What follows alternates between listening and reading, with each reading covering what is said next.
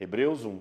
Há muito tempo, de muitas maneiras e em muitas ocasiões, Deus falou aos nossos antepassados por meio dos profetas, mas agora, nesses últimos dias, Ele nos falou por meio do Filho, a quem constituiu o herdeiro de todas as coisas e por meio de quem também fez o universo.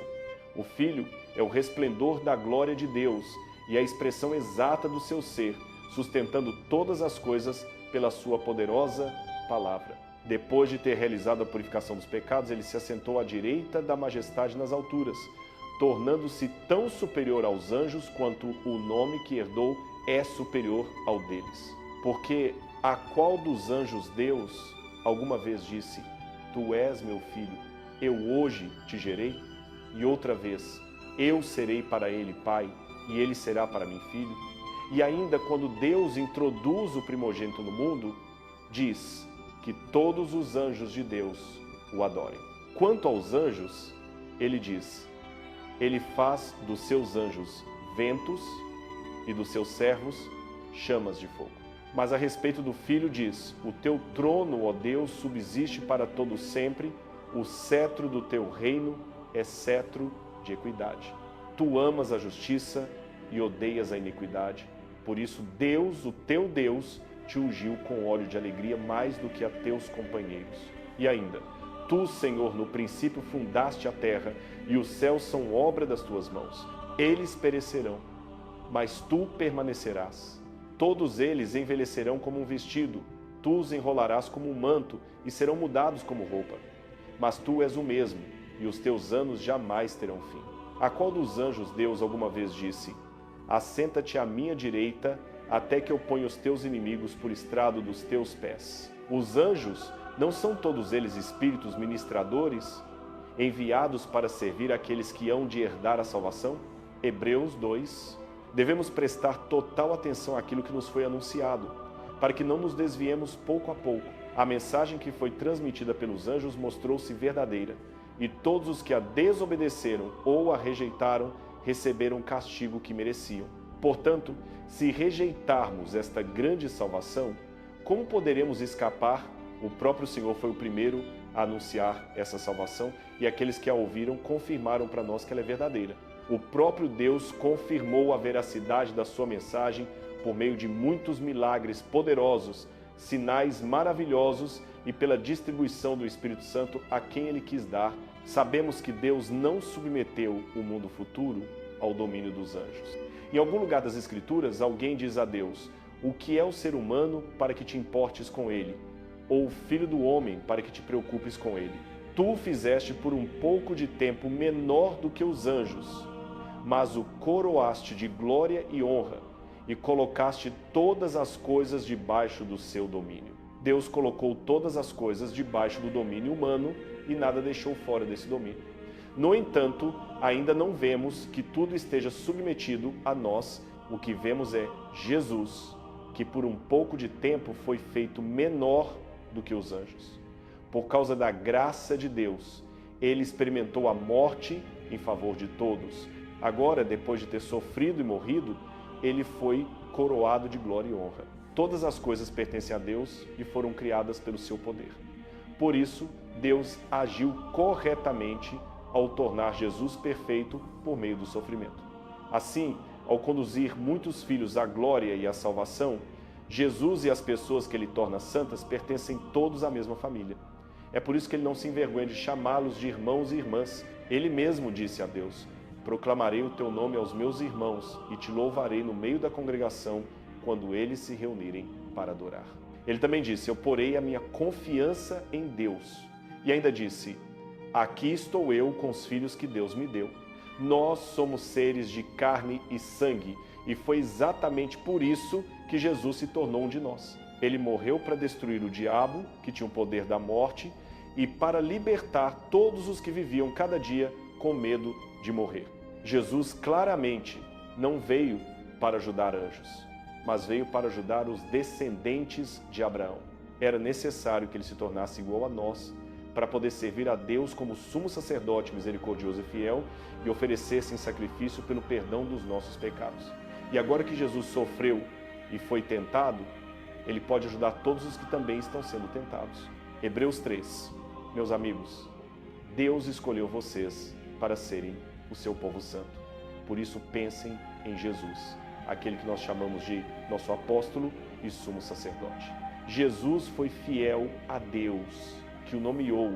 Do mesmo modo que Moisés foi fiel ao servir todo o povo de Deus, mas Jesus merece mais honra do que Moisés, assim como o construtor de uma casa merece mais honra do que a própria casa. Claro que toda casa é construída por alguém, e Deus é realmente aquele que construiu todas as coisas. Moisés foi um servo fiel e transmitiu a todo o povo de Deus aquilo que seria dito no futuro, mas Cristo é o Filho responsável pelo povo de Deus, e nós somos esse povo se continuarmos sendo corajosos e não perdermos a esperança. É exatamente como o Espírito Santo diz. Se vocês ouvirem a voz de Deus hoje, não sejam teimosos. Não se rebelem como aquelas pessoas que foram testadas no deserto durante 40 anos. Os antepassados de vocês testaram Deus e viram as coisas que Ele fez, então Deus se cansou deles e disse: esse povo nunca demonstra bom senso e não entende o que eu quero que faça. Deus ficou irado e disse àquelas pessoas: vocês nunca entrarão no meu lugar de descanso. Meus amigos, tomem cuidado.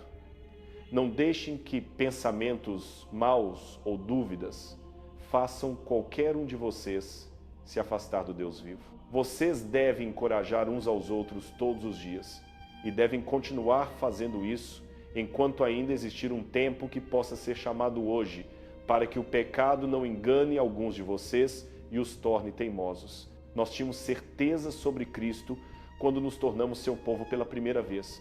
Por isso vamos nos agarrar firmemente à nossa fé até o fim. As Escrituras dizem: se vocês ouvirem a voz dele hoje, não sejam teimosos como aqueles que se rebelaram. Quem foram aquelas pessoas que ouviram a voz de Deus e se rebelaram? Não foram exatamente as mesmas que saíram do Egito com Moisés? Quem foram as pessoas que deixaram Deus irado durante 40 anos? Não foram aquelas que pecaram e morreram no deserto? E quem foram aqueles aos quais Deus disse que nunca entrariam no seu lugar de descanso? Não foram os que lhe desobedeceram? Nós vemos que aquelas pessoas não entraram no lugar de descanso porque não tiveram fé. Hebreus 4, a promessa de entrar no lugar de descanso ainda está de pé. E nós devemos tomar cuidado para que nenhum de vocês fique de fora. Nós ouvimos a mensagem exatamente como eles ouviram, mas a mensagem não lhes trouxe nenhum proveito, porque não foi acompanhada de fé por parte dos que a ouviram. Somente os que têm fé é que entrarão no lugar de descanso. É exatamente como diz a Escritura: por isso jurei na minha ira, eles jamais entrarão no meu descanso. Deus disse isso embora as suas obras estivessem concluídas desde a fundação do mundo, porque em certo lugar ele falou assim a respeito do sétimo dia: e Deus descansou de todas as suas obras no sétimo dia. E, novamente no mesmo texto, eles jamais entrarão no meu descanso. Portanto, resta ainda um descanso sabático para o povo de Deus, pois quem entra no descanso de Deus também descansa das suas obras, como Deus descansou das suas. Esforcemo-nos, pois, por entrar naquele descanso, para que ninguém caia no mesmo exemplo de desobediência, porque a palavra de Deus é viva e eficaz, mais afiada do que qualquer espada de dois gumes, penetrando até ao ponto de dividir alma e espírito, juntas e medulas, e é apta para discernir os pensamentos e intenções do coração. E não há criatura alguma oculta diante dele. Antes, todas as coisas estão nuas e patentes aos olhos daquele a quem havemos de prestar contas. Tendo, portanto, um grande sumo sacerdote que penetrou os céus, Jesus, o Filho de Deus, retenhamos firmemente a nossa confissão, porque não temos um sumo sacerdote que não possa compadecer-se das nossas fraquezas, mas sim alguém que, como nós, passou por todo tipo de tentação, em tudo foi tentado, mas sem pecado. Assim, aproximemo-nos do trono da graça com toda a confiança, a fim de recebermos misericórdia e encontrarmos graça para a ajuda no momento certo. Hebreus 5. Todo sumo sacerdote é escolhido dentre os homens e constituído para representar os homens nas coisas relacionadas a Deus, a fim de oferecer dons e sacrifícios pelos pecados. Ele é capaz de lidar com brandura com os ignorantes e extraviados, pois ele mesmo está sujeito à fraqueza. Por isso, ele precisa oferecer sacrifícios por seus próprios pecados, tanto quanto pelos pecados do povo. Ninguém toma essa honra para si mesmo, mas deve ser chamado por Deus, como de fato foi Arão. Assim também Cristo não tomou para si a glória de se tornar sumo sacerdote, mas aquele que lhe disse: Tu és meu filho, eu hoje te gerei. E em outro lugar diz: Tu és sacerdote para sempre, segundo a ordem de Melquisedeque. Enquanto esteve aqui na terra, Cristo, com forte clamor e lágrimas, ofereceu orações e súplicas àquele que o podia salvar da morte, e foi atendido por causa da sua submissão. Embora sendo filho, aprendeu a obediência por meio daquilo que sofreu, e uma vez aperfeiçoado, tornou-se a fonte de salvação eterna para todos os que lhe obedecem, tendo sido designado por Deus sumo sacerdote, segundo a ordem de Melquisedeque. Sobre esse assunto, temos muito a dizer, muitas coisas difíceis de explicar, porque vocês se tornaram lentos para aprender. Pois, embora a esta altura já devessem ser mestres, vocês precisam de alguém que lhes ensine novamente os princípios elementares da palavra de Deus. Vocês precisam de leite e não de alimento sólido. Quem se alimenta de leite ainda é criança e não tem experiência no ensino da justiça. Mas o alimento sólido é para os maduros, para os que, pelo exercício constante, têm a capacidade de distinguir entre o bem e o mal. Hebreus 6. Devemos esforçar-nos para alcançar a maturidade e começar a pensar em coisas mais profundas do que apenas os ensinamentos básicos sobre Cristo. Não deveríamos precisar ficar repetindo por que devemos nos afastar das obras que levam à morte, por que devemos ter fé em Deus, nem ficar ensinando novamente sobre batismos, sobre a imposição de mãos, sobre a ressurreição dos mortos e sobre o julgamento futuro. Vamos amadurecer, se Deus permitir. Mas e quanto àqueles que se afastam depois de já terem conhecido a luz, recebido o dom celestial, participado do Espírito Santo, provado a boa palavra de Deus e os poderes do mundo vindouro? Para esses não há mais como trazê-los de volta ao arrependimento. O que eles estão fazendo é o mesmo que crucificar novamente o Filho de Deus e expô-lo publicamente ao desprezo. Uma terra que recebe chuva com frequência e produz colheitas úteis para os lavradores, recebe a bênção de Deus. Mas a terra que só produz espinhos e ervas daninhas é inútil, está perto de ser amaldiçoada e no final será queimada. Meus amigos, falamos assim, mas estamos convencidos de que vocês estão fazendo as coisas boas que acompanham a salvação. Deus não é injusto. Ele se lembrará do trabalho que vocês fizeram e do amor que ainda demonstram ao ajudar o povo dele. Vocês pertencem a Deus e Ele não esquecerá o amor que mostraram aos seus. Desejamos que cada um de vocês continue demonstrando até o fim o mesmo entusiasmo, para que a esperança de vocês se torne plena. Assim vocês não serão preguiçosos, mas seguirão o exemplo daqueles que, pela fé e pela paciência, receberam o que Deus prometeu. Ninguém é maior que Deus. Por isso ele jurou por si mesmo quando fez a promessa a Abraão: Eu, o Senhor, certamente te abençoarei e te darei muitos descendentes. Depois de esperar com muita paciência, Abraão recebeu o que lhe havia sido prometido. Quando as pessoas querem encerrar uma discussão, fazem um juramento invocando alguém maior do que elas mesmas. Por isso, quando Deus quis mostrar de modo ainda mais claro aos herdeiros da promessa que o seu plano era imutável, ele o confirmou com juramento. Deus não pode mentir. Por isso, essas duas coisas, a promessa e o juramento, são imutáveis. Nós, que corremos para Deus em busca de refúgio, podemos nos agarrar com força à esperança que nos é oferecida. Essa esperança é como âncora firme e segura para a nossa alma. Ela penetra até o interior do véu, onde Jesus entrou por nós como precursor, tendo se tornado sumo sacerdote para sempre, segundo a ordem de Melquisedeque. Hebreus 7. Melquisedeque era rei de Salém e sacerdote do Deus Altíssimo. Ele saiu ao encontro de Abraão quando este regressava da derrota dos reis e o abençoou. Abraão lhe deu a 10ª parte de tudo. O nome Melquisedeque significa rei de justiça, e como Salém significa paz, ele também é rei de paz. Nada se diz sobre seu pai, sua mãe, sua genealogia, seu nascimento ou sua morte. Ele é semelhante ao Filho de Deus e permanece sacerdote para sempre. Vejam como era grande esse Melquisedeque. Até o nosso patriarca Abraão lhe deu a 10ª parte dos despojos. A lei determina que os descendentes de Abraão, isto é, os sacerdotes da tribo de Levi, recebam o dízimo do povo, mesmo sendo seus parentes. Mas Melquisedeque, que não era da linhagem de Levi, recebeu o dízimo de Abraão e abençoou aquele que havia recebido as promessas. Todos reconhecem que quem abençoa é maior do que quem recebe a bênção.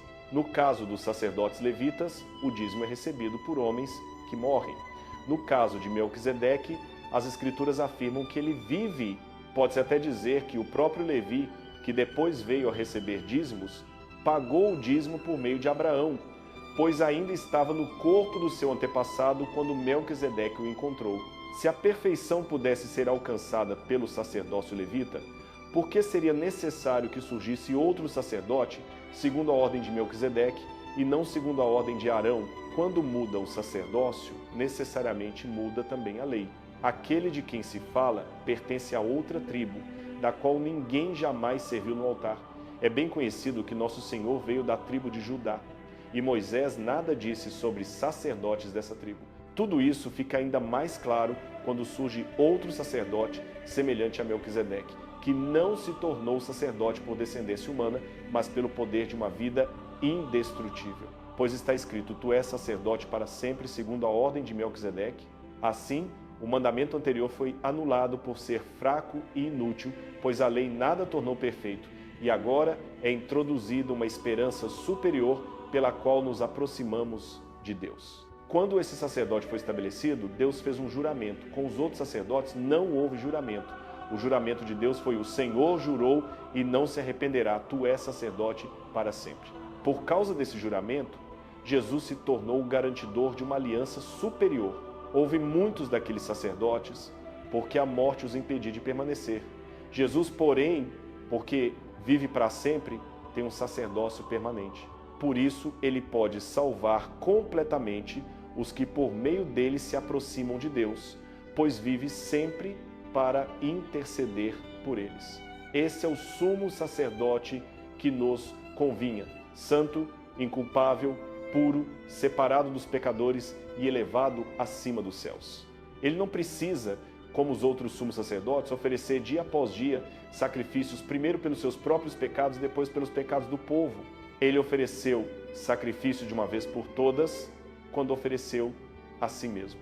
A lei nomeia como sumos sacerdotes homens sujeitos à fraqueza, mas o juramento, que veio depois da lei, nomeia o Filho, que é perfeito para sempre. Hebreus 8.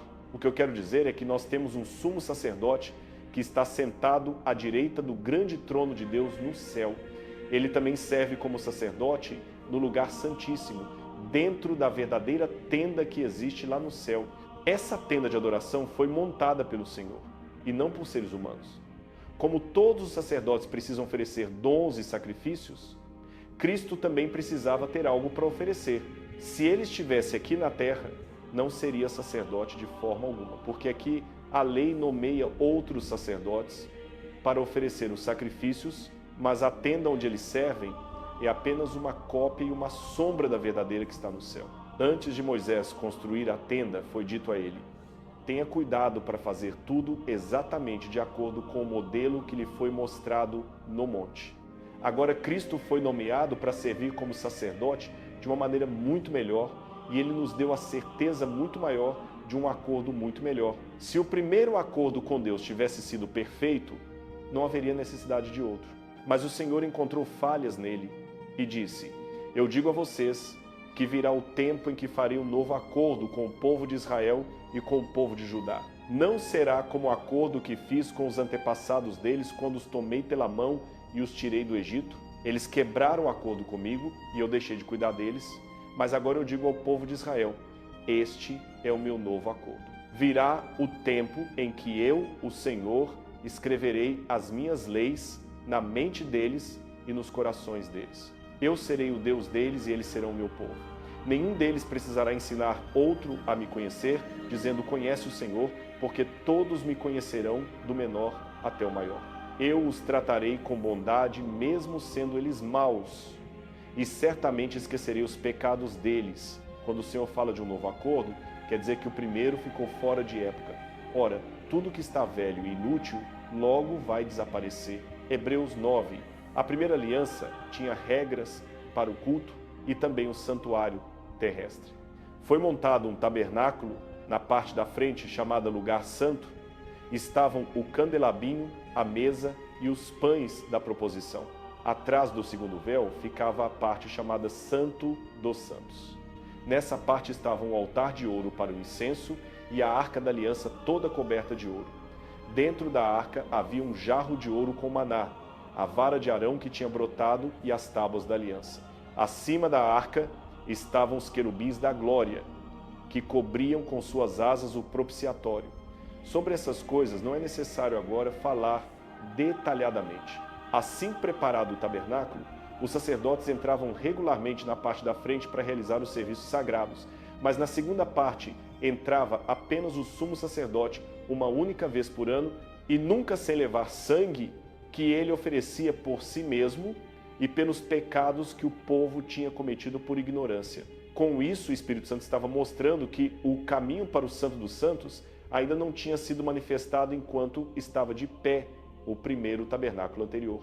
Isso é uma ilustração para os dias de hoje, indicando que os dons e sacrifícios oferecidos não podiam tornar perfeita a consciência de quem prestava culto.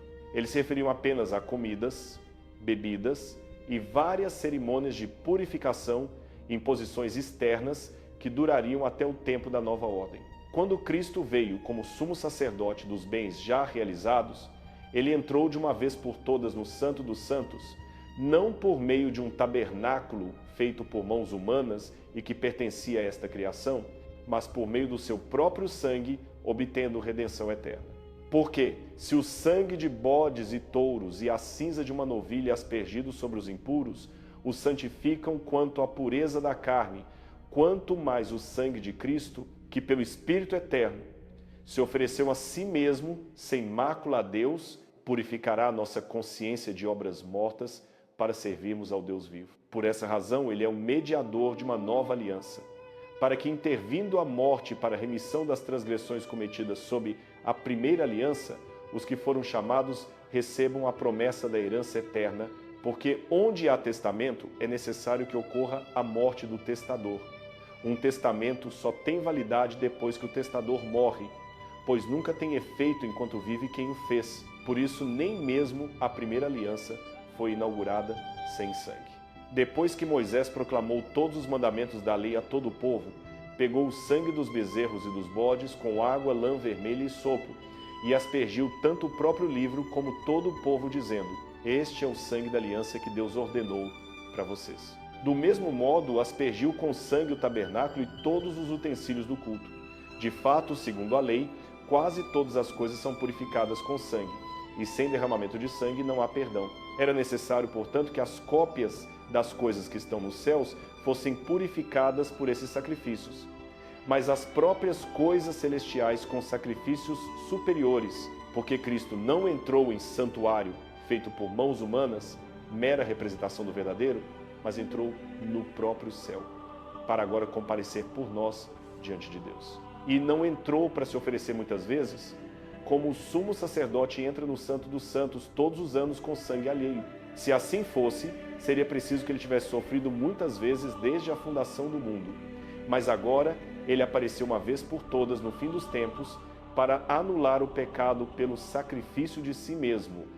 E como está determinado que os homens morram uma só vez e depois disso vem o juízo, assim também Cristo foi oferecido em sacrifício uma única vez para tirar os pecados de muitos, e aparecerá segunda vez, não para tirar o pecado, mas para trazer salvação aos que o aguardam. Hebreus 10. A lei de Moisés é apenas uma sombra das coisas boas que haviam de vir, e não a realidade dessas coisas. Por isso ela nunca consegue tornar perfeitos os que se aproximam para oferecer culto, com os mesmos sacrifícios repetidos ano após ano.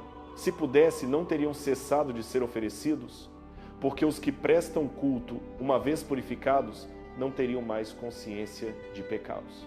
Mas nesses sacrifícios há uma recordação anual dos pecados, porque é impossível que o sangue de touros e bodes tire pecados.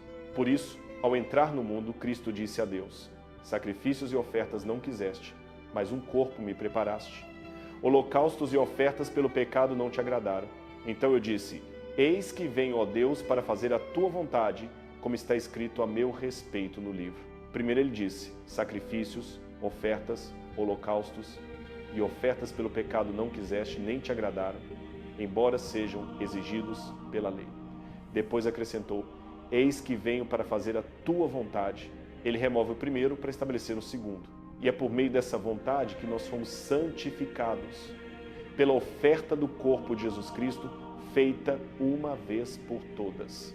Enquanto todo sacerdote se apresenta dia após dia para exercer o seu ministério e oferecer muitas vezes os mesmos sacrifícios que nunca podem tirar pecados, Cristo, tendo oferecido um único sacrifício pelos pecados, sentou-se para sempre à direita de Deus, esperando daí em diante até que os seus inimigos sejam postos por estrado dos seus pés. Porque com uma única oferta ele aperfeiçoou para sempre os que estão sendo santificados. E o próprio Espírito Santo nos dá testemunho disso, pois depois de ter dito: esta é a aliança que farei com eles depois daqueles dias, diz o Senhor. Porei as minhas leis no seu coração e as escreverei na sua mente, acrescenta, e nunca mais me lembrarei dos seus pecados e das suas iniquidades. Ora, onde há remissão desses, já não há mais oferta pelo pecado. Portanto, irmãos, tendo ousadia para entrar no Santo dos Santos, pelo sangue de Jesus, pelo novo e vivo caminho que ele nos abriu através do véu, isto é, pela sua carne, e tendo um grande sacerdote sobre a casa de Deus, aproximemo-nos com sincero coração, em plena certeza de fé, tendo o coração purificado da má consciência e o corpo lavado com água pura. Apeguemo-nos firmemente à esperança que professamos, porque aquele que prometeu é fiel. E consideremo-nos uns aos outros para incentivar-nos ao amor e às boas obras. Não deixemos de reunir-nos como igreja, conforme o costume de alguns, mas procuremos encorajar-nos mutuamente, ainda mais quando vedes que o dia se aproxima. Porque, se pecarmos deliberadamente, depois de termos recebido o conhecimento da verdade, já não resta sacrifício pelos pecados, mas apenas uma terrível expectativa de juízo e de fogo ardente que há de devorar os adversários. Quem rejeitava a lei de Moisés morria sem misericórdia pelo depoimento de 2 ou 3 testemunhas. Quanto pior castigo pensais que merecerá quem pisou aos pés o Filho de Deus? Profanou o sangue da aliança pelo qual foi santificado? E insultou o Espírito da graça? Pois conhecemos aquele que disse: a mim pertence a vingança, eu darei o pagamento. E ainda, o Senhor julgará o seu povo. Horrível coisa é cair nas mãos do Deus vivo. Lembrai-vos, porém, dos dias passados, quando, depois de iluminados, suportastes grande combate de sofrimentos, às vezes fostes expostos publicamente a insultos e tribulações, outras vezes vos tornastes companheiros dos que assim foram tratados. Sofrestes comigo pelos que estavam na prisão, e aceitastes com alegria que vos roubassem os bens, sabendo que tendes uma possessão melhor e permanente. Não abandoneis, portanto, a vossa confiança, ela tem grande recompensa. Precisais de perseverança, para que depois de haverdes feito a vontade de Deus, alcanceis a promessa. Porque ainda um pouquinho de tempo, e o que há de vir virá, e não tardará. O meu justo viverá pela fé, mas se retroceder, a minha alma não se agradará dele. Nós, porém, não somos dos que retrocedem para a perdição, mas dos que creem para a salvação da alma. Hebreus 11. A fé nos dá certeza daquilo que esperamos e nos dá prova daquilo que não podemos ver. Foi pela fé que os nossos antepassados agradaram a Deus. Por causa da nossa fé, nós sabemos que o mundo foi feito pela ordem de Deus. Sabemos também que aquilo que pode ser visto foi feito a partir daquilo que não pode ser visto. Por causa da fé, Abel ofereceu a Deus um sacrifício melhor do que o de Caim. Deus se agradou dele e do seu presente. E mesmo depois de morto, Abel ainda fala por meio da sua fé. Enoque teve fé e não morreu. Ele agradou a Deus e Deus o levou para o céu. Por isso, o seu corpo nunca foi encontrado. Mas sem fé ninguém pode agradar a Deus. É preciso acreditar que Ele existe e que recompensa todos os que o procuram. Por causa da fé, Noé foi avisado sobre algo que ainda não tinha acontecido. Ele obedeceu e construiu uma arca que salvou a ele e a sua família. Dessa maneira o mundo foi julgado e Noé recebeu as bênçãos que vêm para todos os que agradam a Deus. Abraão teve fé e obedeceu a Deus, foi mandado ir para a terra que Deus tinha dito que seria dele e ele partiu para um país que nunca tinha visto. Por causa da fé, Abraão viveu como estrangeiro na terra prometida, morou em tendas e o mesmo fizeram Isaque e Jacó, que depois receberam a mesma promessa. Abraão fez isso porque estava esperando a cidade eterna que Deus planejou e construiu. Mesmo quando Sara já era muito velha para ter filhos, ela teve fé que Deus faria o que tinha prometido, e ela teve um filho. O marido dela, Abraão, já estava quase morto, mas tornou-se antepassado de muita gente. Na verdade, são tantos quanto as estrelas do céu, ou os grãos de areia da praia. Todas aquelas pessoas morreram, mas ainda tinham fé, mesmo sem terem recebido o que lhes tinha sido prometido. Elas se alegraram só de ver essas coisas de longe e reconheceram que eram apenas estrangeiras e peregrinas nesta terra. Quando as pessoas falam assim, fica claro que estão procurando um lugar que possam chamar de seu. Se estivessem pensando na terra de onde tinham saído, poderiam ter voltado a qualquer momento, mas elas desejavam uma pátria melhor, que está no céu. Por isso Deus não se envergonhou de ser chamado Deus delas. Ele até construiu uma cidade para elas. A Abraão tinha sido prometido que Isaque, seu único filho, continuaria a sua família. Mas quando Abraão foi posto à prova, ele teve fé e estava disposto a sacrificar Isaque, porque tinha certeza de que Deus podia ressuscitar pessoas dentre os mortos. Foi quase como receber Isaque de volta da morte. Isaque teve fé e prometeu bênçãos a Jacó e a Esaú. Mais tarde, quando Jacó estava para morrer, ele se apoiou na ponta do seu cajado e adorou. Depois, por causa da fé, abençoou cada um dos filhos de José. Pouco antes de José morrer, ele teve fé que Deus levaria o povo de Israel para fora do Egito.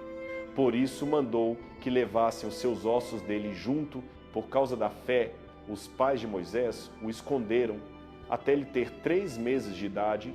Eles viram que ele era uma criança linda e não tiveram medo de desobedecer à ordem do rei. Depois que Moisés cresceu, pela fé, ele recusou ser chamado neto do faraó, escolheu ser maltratado junto com o povo de Deus, em vez de ter o prazer passageiro que o pecado podia trazer. Moisés sabia que os tesouros do Egito não eram tão maravilhosos quanto aquilo que receberia por sofrer pelo Messias. E ele esperava pela sua recompensa. Por causa da fé, Moisés saiu do Egito, ele tinha visto Deus invisível e não teve medo da ira do rei. A fé dele também o fez celebrar a Páscoa. Ele mandou passar sangue nos batentes das portas para que os filhos mais velhos do povo de Israel não fossem mortos pelo anjo destruidor. Por causa da fé, o povo atravessou o Mar Vermelho em terra seca. Mas quando os egípcios tentaram fazer o mesmo, se afogaram. O povo de Deus teve fé e depois de rodear a cidade de Jericó durante 7 dias, as muralhas caíram. Raabe tinha sido uma mulher imoral, mas teve fé e acolheu os espiões. Por isso não foi morta, junto com os que desobedeceram. Que mais posso dizer? Não haveria tempo suficiente para falar de Gideão, Baraque, Sansão, Jefité, Davi, Samuel e os profetas. Pela fé, eles conquistaram reinos e porque fizeram o que era certo, Deus cumpriu as promessas que lhes fez. Eles fecharam a boca de leões, apagaram incêndios violentos e escaparam do fio da espada dos inimigos. Embora fossem fracos, receberam força e poder para fazer os exércitos estrangeiros fugirem. Algumas mulheres receberam de volta os seus entes queridos ressuscitados dos mortos. Muitos desses homens foram torturados, mas recusaram ser libertados, porque tinham certeza de que receberiam uma ressurreição para uma vida melhor. Outros foram zombados e chicoteados, alguns foram acorrentados na prisão, outros ainda foram apedrejados, cerrados ao meio ou mortos à espada. Alguns andaram apenas com peles de ovelha ou de cabra como roupa. Eram pobres, maltratados e torturados. O mundo não era digno dessas pessoas boas, que tiveram de vagar pelos desertos e montanhas e viver em cavernas e buracos no chão. Todos eles agradaram a Deus por causa da sua fé, mas mesmo assim morreram sem receber o que tinha sido prometido. Isso aconteceu porque Deus tinha preparado algo melhor para nós. E Ele não quis que eles chegassem ao alvo da fé sem a nossa companhia. Hebreus 12. Uma tão grande multidão de testemunhas está ao nosso redor. Por isso devemos nos livrar de tudo que nos atrapalha, especialmente do pecado que não nos deixa em paz, e devemos correr com determinação a corrida que temos pela frente. Devemos manter os olhos fixos em Jesus, que vai à nossa frente e torna a nossa fé completa. Ele suportou a vergonha de ser pregado na cruz porque sabia que depois se alegraria, e agora está sentado à direita do trono de Deus. Portanto, pensem bem em Jesus, que aguentou tantos insultos dos pecadores. Assim vocês não desanimarão nem desistirão. Nenhum de vocês ainda foi ferido até derramar sangue na luta contra o pecado. Mas vocês esqueceram que as Escrituras dizem aos filhos de Deus: quando o Senhor castiga vocês, não tratem isso como coisa sem importância, e quando Ele corrige vocês, não desanimem. O Senhor corrige as pessoas que ama e disciplina aqueles a quem chama de filhos. Sejam pacientes quando estiverem sendo corrigidos. É assim que Deus trata os seus filhos. Todos os pais não corrigem os seus filhos? Deus corrige todos os seus filhos. E se Ele não corrige vocês, então vocês não são realmente filhos dele. Nossos pais humanos nos corrigiram por pouco tempo e fizeram isso como acharam melhor, mas Deus nos corrige para o nosso próprio bem, porque quer que sejamos santos como Ele é. Nunca é agradável ser corrigido. Na verdade, no momento é sempre doloroso, mas se aprendermos a obedecer por meio da correção, faremos o que é certo e viveremos em paz. Agora fiquem de pé, endireitem as pernas que estão tremendo e andem por um caminho reto. Assim os mancos serão curados em vez de piorar. Procurem viver em paz com todo mundo. Vivam uma vida pura. Se não fizerem isso, nunca verão o Senhor. Cuidem para que ninguém fique sem a bondade de Deus. Não deixem ninguém se tornar amargo e causar problema para o resto do grupo. Fiquem atentos às pessoas imorais e sem Deus, como Esaú, que vendeu a bênção do seu futuro por apenas uma refeição. Vocês sabem como depois ele quis recuperar? Mas não havia mais nada que pudesse fazer, mesmo chorando e implorando ao Pai. Vocês não chegaram a um lugar como Monte Sinai, que pode ser visto e tocado, onde havia fogo ardente, nuvem escura, tempestade ou som de trombeta. O povo de Israel ouviu uma voz falar, mas pediu que parasse, porque não conseguiam obedecer aos mandos. Foi ordenado até matar qualquer animal que tocasse o monte. A visão era tão assustadora que o próprio Moisés disse que tremia de medo. Vocês agora chegaram ao Monte Sião e a Jerusalém Celestial. Esta é a cidade do Deus vivo, onde milhares e milhares de anjos vieram celebrar. Aqui vocês encontram todos os filhos mais queridos de Deus, cujos nomes estão escritos no céu, e encontram o próprio Deus, que julga todo mundo. Aqui também estão os espíritos das pessoas boas, pessoas que já foram tornados perfeitos. E Jesus está aqui. Ele é quem faz o novo acordo de Deus conosco, e o sangue que Ele derramou fala coisas muito melhores do que o sangue de Abel. Cuidem para obedecer àquele que fala com vocês. O povo de Israel não escapou quando recusou obedecer àquele que falou com eles no Monte Sinai? Acham que vocês conseguirão escapar se recusarem obedecer àquele que fala do céu? Quando Deus falou a primeira vez, a sua voz sacudiu apenas a terra. Desta vez Ele prometeu sacudir a terra mais uma vez e o céu também. As palavras, mais uma vez, significam que as coisas criadas serão sacudidas e removidas um dia. Assim, o que não pode ser sacudido permanecerá. Devemos ser gratos por termos recebido um reino que não pode ser sacudido. E nesse reino agradamos a Deus adorando-o e mostrando-lhe grande honra e respeito. O nosso Deus é como um fogo que consome tudo. Hebreus 13. Continuem se preocupando uns com os outros como deve ser entre seguidores do Senhor.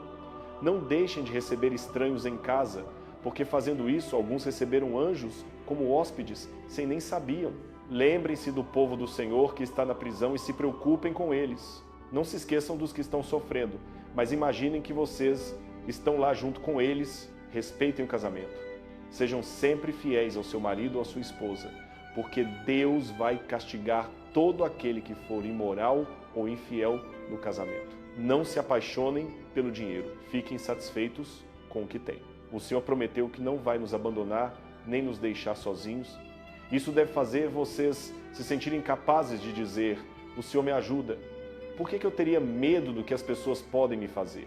Não se esqueçam dos seus líderes que ensinaram a mensagem de Deus a vocês. Lembrem como eles viveram e procurem ter uma fé igual a deles. Jesus Cristo nunca muda, Ele é o mesmo ontem, hoje e para sempre. Não se deixe enganar por nenhum tipo de ensinamento estranho. É melhor receber força da bondade de Deus do que depender de certos alimentos. Afinal, esses alimentos não ajudam de verdade as pessoas que os comem. Mas nós temos um altar onde nem mesmo os sacerdotes que servem no lugar de adoração têm direito de comer. Depois que o sumo sacerdote oferece o sangue dos animais como sacrifício pelo pecado, os corpos desses animais são queimados fora do acampamento.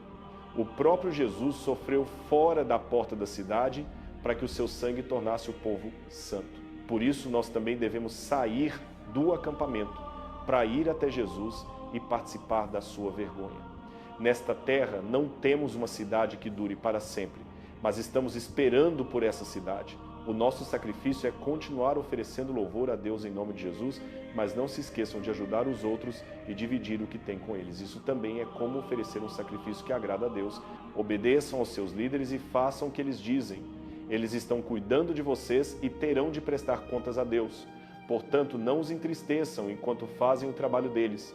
Façam com que fiquem alegres, senão não poderão ajudar vocês de forma alguma. Orem por nós.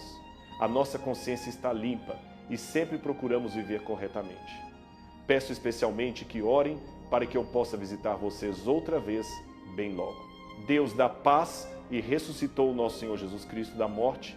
Agora Jesus é como um grande pastor, cujo sangue foi usado para fazer o acordo eterno de Deus com o seu rebanho. Peço que Deus prepare vocês para obedecer a Ele e que vocês tenham sempre vontade de fazer o que é certo. Que Jesus ajude vocês a fazer o que agrada a Deus. A Jesus Cristo seja a glória para todos sempre. Amém. Meus amigos, escrevi apenas uma carta curta para encorajar vocês e peço encarecidamente que prestem atenção no que eu disse. A esta altura vocês já devem saber que o nosso amigo Timóteo saiu da prisão. Se ele chegar aqui a tempo, eu o trarei comigo quando for visitar vocês. Por favor, mandem os meus cumprimentos aos líderes de vocês e a todo o resto do povo do Senhor. Os seguidores daqui da Itália mandam lembranças para vocês. Que Deus seja bondoso com todos vocês.